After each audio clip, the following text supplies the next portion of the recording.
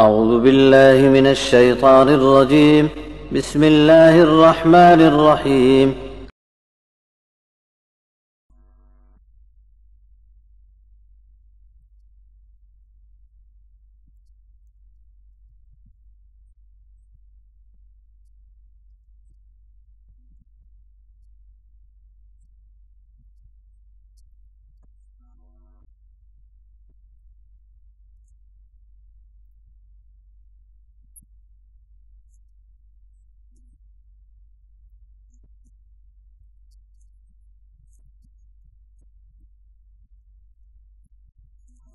إن يثقفوكم يكونوا لكم أعداء ويبسطوا إليكم أيديهم وألسنتهم بالسوء وودوا لو تكفرون لن تنفعكم أرحامكم ولا أولادكم يوم القيامة يفصل بينكم والله بما تعملون بصير.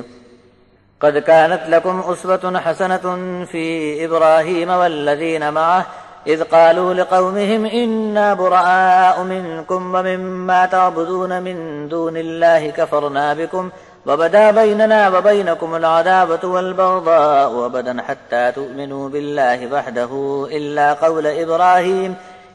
قول إبراهيم لأبيه لأستغفرن لك وما أملك لك من الله من شيء ربنا عليك توكلنا وإليك أنبنا وإليك المصير.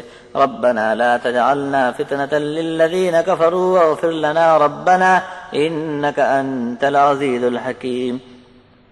لقد كان لكم فيهم أسوة حسنة لمن كان يرجو الله واليوم الآخر ومن يتول فإن الله هو الغني الحميد. آغاز اللہ کے نام سے ہے جو بڑا مہربان اور رحم فرمانے والا ہے۔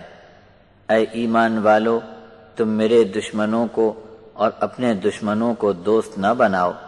تم لاگ لپیٹ بنائے رکھنے کے لیے ان کی طرف خبریں پہنچاتے ہو جبکہ یہ لوگ اس حق کا انکار کر چکے ہیں جو تمہارے پاس آیا ہے، اور انہوں نے رسول کو اور تم کو بھی اس لیے وطن سے نکال دیا کہ تم اپنے ایک اکیلے رب اللہ پر ایمان رکھتے ہو۔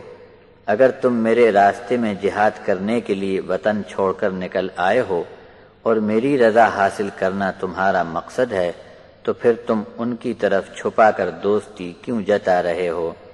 تم چاہے کوئی چیز چھپا لو یا اعلانیہ کہو، میں تو سب کچھ جانتا ہوں۔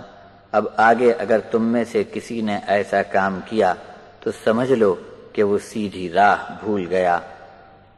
ان کافروں کا تم پر بس چلے تو اپنی دشمنی کے ارمان نکالنے میں کوئی کسر باقی نہ رکھیں گے اور تم پر ہاتھ ڈال دیں گے، اور تمہاری برائی کرنے میں ان کی زبانیں چلتی رہتی ہیں اور ان کی دلی تمنا ہے کہ تم بھی کافر ہو جاؤ۔ قیامت کے دن جب تمہارے درمیان فیصلہ فرما دے گا تو تمہارے رشتے ناتے اور اولاد کچھ بھی کام نہ آئیں گے، اور تم جو بھی کام کرتے ہو اللہ اسے دیکھ رہا ہے۔ تمہارے لیے ابراہیم اور اس کے ساتھیوں کے طریقے میں بہترین نمونہ ہے جب انہوں نے اپنی قوم سے صاف صاف کہہ دیا کہ تم سے اور تم لوگ اللہ کے سوا جن کی عبادت کرتے ہو ان سب سے الگ ہو کر بری ہونے کا ہم اعلان کرتے ہیں۔ ہم تمہاری باتوں کا انکار کر چکے ہیں۔ جب تک تم ایک اللہ واحد پر ایمان نہیں لاؤ گے ہمارے اور تمہارے درمیان عداوت اور بغض ہمیشہ کے لیے جاری رہے گا۔